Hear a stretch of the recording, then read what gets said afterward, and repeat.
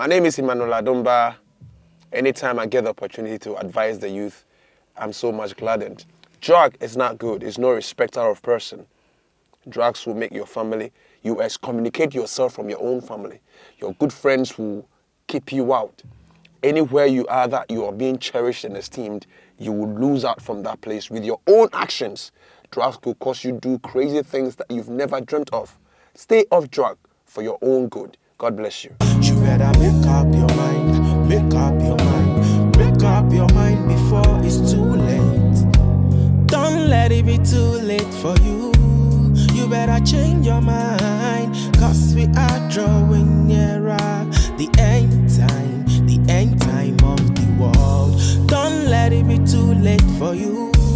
You better change your mind, cause we are drawing nearer the end time of the world. A time to be born and a time to die. The truth of the matter is we are gonna die. Even if you think you won't die, you won't grow old forever.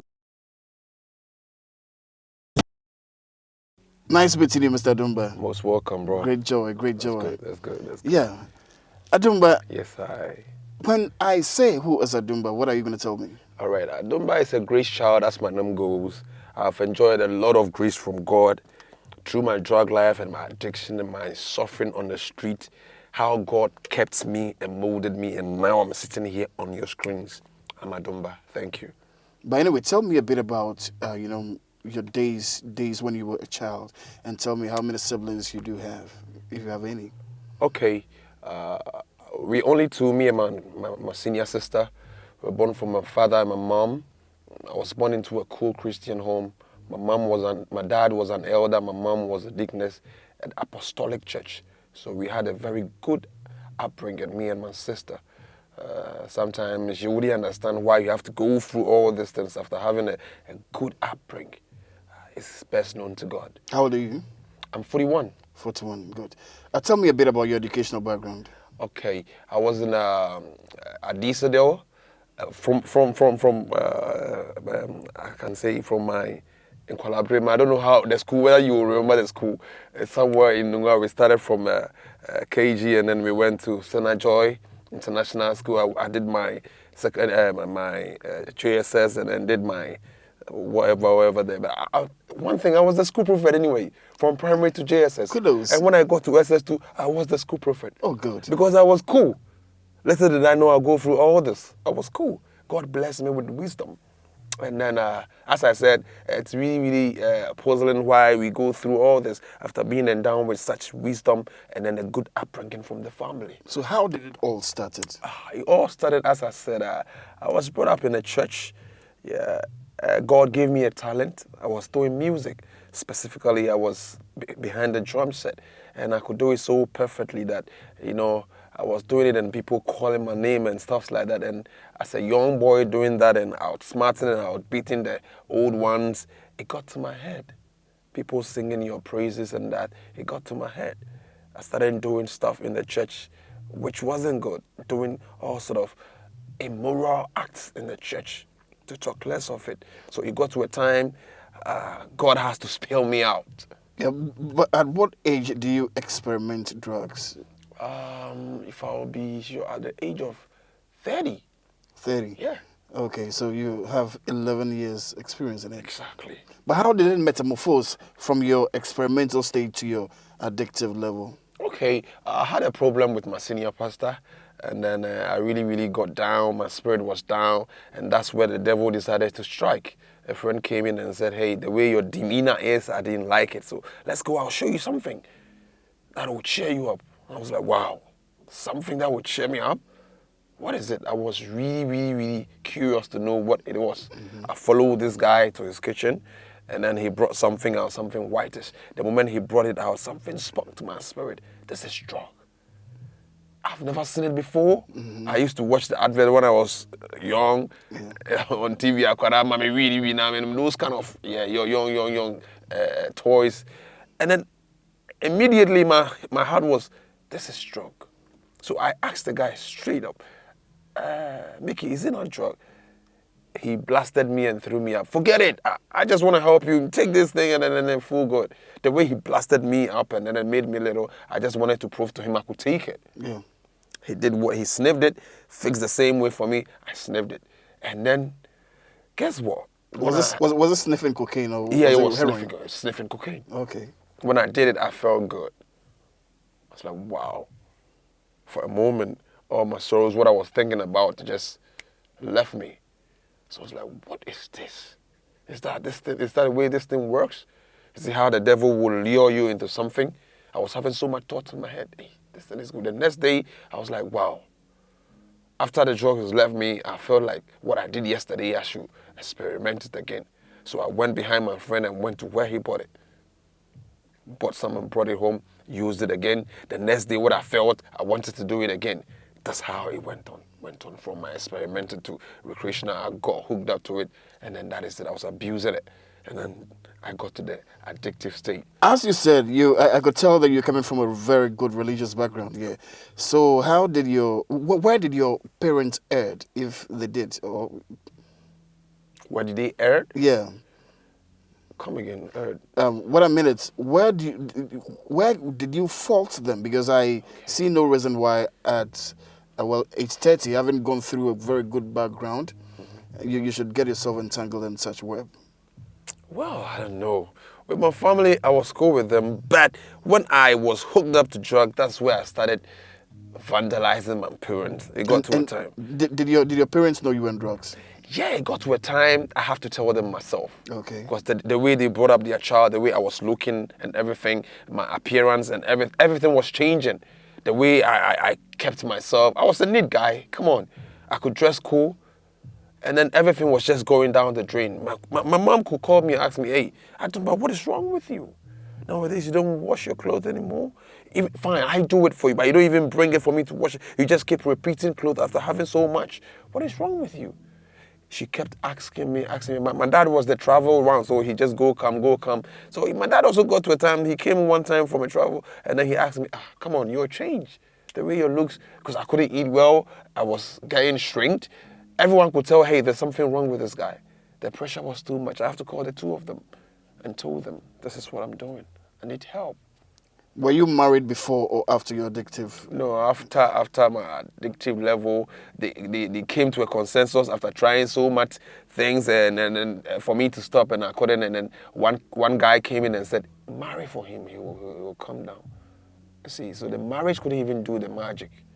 I was married and I was doing it in front of my kids and my wife. How many kids do you have? I have 5. 5? Yeah. What are their names? I have Abigail, I have Gerald, I have Lawrence, I have Kervin, and the last one is Victoria. I had her during the COVID. And I could tell that your wife is the humble type. Or she didn't deduce you were on drugs, or she did? You have it right. She's the humble type, and then she was always praying for me. I'll go out and come, and then I will see her kneeling and praying for me. Sometimes I thought she was just kidding me. When she hears me coming, then she goes on her knees for me to see she's cool. But I tried and saw that was what she was doing every time. In the morning, in the afternoon, and when we're going to sleep, in the midnight when I'm snoring, and then she will be on her feet praying for me. At first, I saw it to be a border, but as time went on, and then as I sit here now, I know what that prayer has done for me.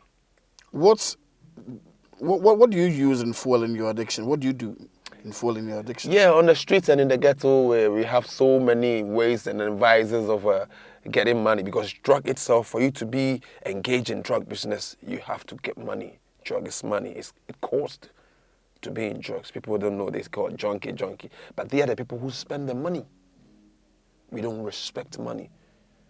You see, so there are so many vices. Coming back to your question, we have people who go for store rushing. We have people who do. What do you do? Yeah, I'm coming. Mine was a store rushing. That's what I brought out here. Okay. Store rushing. Someone wouldn't know. I don't know. Stealing from a shop, to be precise. Yeah. How do you go about it? Can you? Go about it. I don't know how to put the ethics down. But you wake up and then you have nothing on you, and then your body is craving for the drug. There's a spirit that entangles you. There's a spirit that takes over you that will give you wisdom to get money from the shop. You just go about the shop. Go in pretense like you want to buy from a shop. And then that is the mind you have. I want to buy from a shop. You go there, you have a way to swindle the one who sells there to get whatever you want inside, bring it outside and sell it so cheap just to fuel your addiction. That's what I did. Wonderful listeners, you still watch, and if you're watching through social media or television, those chosen success story. Everton Radio also, as you're listening to us, trust me, you can give us a call 0555 466 374. If you are an addict or you drink and you want to quit and you find no place or no urge to do so, I trust that when you come to Chosen Rehabilitation Center, your life will never ever be the same again. Give us a call 0555 466 374. Again, 0555 466 374. Yeah, Adam, you were telling us about, your store Russian stunt and all that. Have you ever been caught? Yeah, several times I was caught. Sometimes the grace of God sees you through. Where God sees this time when they catch my son, they're going to kill him. He makes you escape it. And then it got to a time God will make them teach you a little lesson just for you to know, hey, what you're doing is not good. And it's not backing you throughout. You see, sometimes I get caught. I got beaten. Sometimes I'm taken to the police station. I was caught severally and taken to the police station that when anytime I'm being taken to the police station, the counter CEO will just look at me and say, hey, and that's what I'm video nipa how. Just to say, this guy is a rampant visitor of this police station. They knew me there. I always come with a store rushing case. Through it all, God was merciful. I went to prison once. Mm-hmm. Yeah, I went to prison once out of all this mess. But and how many months were you given? I was given 6 months on the low. Okay. I thank God. But what I experienced within the 4 months I did there, to God be the glory. Around which enclave do you normally do your store rushing or shoplifting? Yeah, I was at Nungwa, so from Spintex, 18 Johnson, down the way to Coca-Cola. Mm-hmm. Maybe you're watching me, you recognize me or what, but there's no shop I've not vandalized over there. Okay, can you tell me, in your line of addiction, how many boosters of heroin do you take a day, and with the rock too, or the cocaine too, the crack cocaine, how many pieces do you hit a day? I was not a fan of crack cocaine, but I love the heroin. Yeah, the depression stuff. I not on a normal day I could take about 5 boosters. I always take the highest one. That's the opium. And five, which means 100 Ghana cedis. Exactly. You know what I'm talking about. Yeah. Okay. Mm-hmm. And that would suffice you for the whole day, right? For the whole day. Okay. Yeah. On a normal, cool day, I've not hit money. When I say hit money, I've not gone out to make so much money. But on my normal spendage, 5 boosters is cool for me. You knew so well that this had eaten so much into your fabric, and then your lifestyle have actually changed. So many character defects and all that. So why then didn't you have the urge those times to quit it? Yeah. Anytime you see a chunky or a jockey, so don't really just blame him and say, Jaye, that's hardly how Jaye. When you get to the addictive part of all this journey, you need an external help. Yeah, because every morning it comes with pain. See, it's the pain that will wake you up. When you guys talk of pain, I find it very hard to actually understand. What pain are you talking about? Let's say the pain of money or the pain. What pain? No, body pains. Okay. It starts from your head down to your feet, from the crown of your head to the soles of your feet. You have headache, you get stomach cramps, you feel cold sensation, and then you become hot at the same time. You sweat, you yawn, you start spitting, you have a discharge from your nose. One person, look at all this thing going on in your body at the same time. And it's not easy. Wherever the money is, you go for it. And then it's so amazing that when you get a little of it, all this action stop. So that is it. A drug addict will say, I want to stop, but it's not easy. It's not mouth. To the extent where I got, you need an external help. And I That is thank what God we for call choosing. hot and cold Yeah. turkey. Exactly. Exactly. Yeah. That means the body is after it has worked out in the body, your body would now to compensate itself and then come to normalcy. And that's the Exactly. pain that you normally go through. Exactly, bro. Yeah. So Adumba, can you tell me, um, how come then did you have the urge now to quit? Yeah. Or haven't hit the rock bottom? You felt Yeah. it is now or never. Yeah, I haven't hit the rock bottom. What I would say is I lost my mom in all this. And then the pain in losing my mom. All the family were like, you killed your mom. And then even before my mom would die, everyone who comes around says, oh, mommy, where? But when I was on the drugs and stuff, it didn't really get to my head. You know, when they say that, I just tell them, you need to make one for what? But I right now sit back and say, whoa, all the things that I did to my mom. Hey, it got to a time, my mom had these trunks, big ones, and clothing and stuff like Holland. You know how these women cherish their clothes. It got to a time I was taking it out one by one. 3 trunks. And the day my mom wanted to go for my sister's engagement, she wanted to put on her best. She opened the first trunk, empty. And then she was like, am I dreaming? Went to the second one, empty. The third one, halfway empty. She collapsed. And was like, oh, I don't welcome me. So all this surrounding my mom's death, I pray that God forgives me. And then wherever my mom is, I say, sorry, may her soul rest in peace. Are you an addict? You don't know who to talk to, what to do, or where to go. Come to Chosen Rehabilitation Center. Pick a pen and paper and write this number. Our team of counselors are ready to engage you, to bring you to a point of realizing and understanding that only an act of providence can actually liberate you from this crunch in which you are. Give us a call, 0555 466 374. Again, 0555 466 374. Adumba, Yes, sir. I can tell that you've harmed so many people and you've harmed yourself also. Exactly. Can you make mention of a couple of people that you think that you've hurt so much so that you can use this medium to, as it were, plead with them to forgive you? Yeah. I firstly want to call this man of God from Maranatha Power Mission, Bishop Nobel Francis Afote. He brought me up in his church, Maranatha Power Mission. We were under him as musicians. He brought all of us up in the fear of God. The man was super. He's sent from God. So for me to just break his heart like that and do evil under him, for the Lord to spill me out through him, it was a mind boggling. I remember the time I hurt him so much that he has to look to my face and say, Emmanuel, leave the church and come no more. That's the time I got to the wilderness. That's the time I started moving out to find satisfaction. The satisfaction I was enjoying in Maranatha, I just stepped on the street. I couldn't get it anywhere. I couldn't get that satisfaction in drugs. So it kept me going and searching for it. Up till now, wherever you are, Bishop Francis Afote, I'm very sorry.